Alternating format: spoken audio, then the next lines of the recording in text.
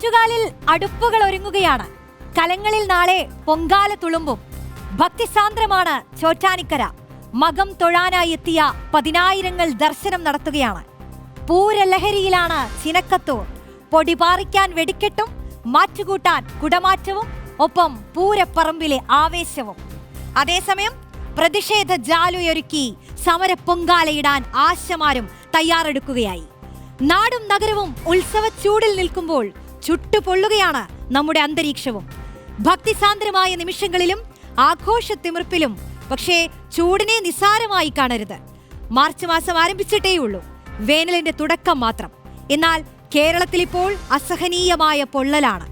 രാപ്പകൽ വ്യത്യാസമില്ലാതെ വീട്ടിലും ജോലിസ്ഥലത്തും പൊതുവിടങ്ങളിലും ഉരുകിയൊലിക്കുകയാണ് മലയാളികൾ. കാലം തെറ്റിയെത്തുന്ന കാലാവസ്ഥയെ വാക്കാൽ പഴിക്കുകയല്ലാതെ മറ്റു പോംവഴികളില്ല. ഏതാഘോഷങ്ങൾക്കിടയിലാണെങ്കിലും കാലാവസ്ഥാ മുന്നറിയിപ്പുകൾക്ക് കാതോർത്തിരിക്കണം. നമ്മൾ ശ്രദ്ധിക്കേണ്ടത് നമ്മൾ തന്നെയാണ്.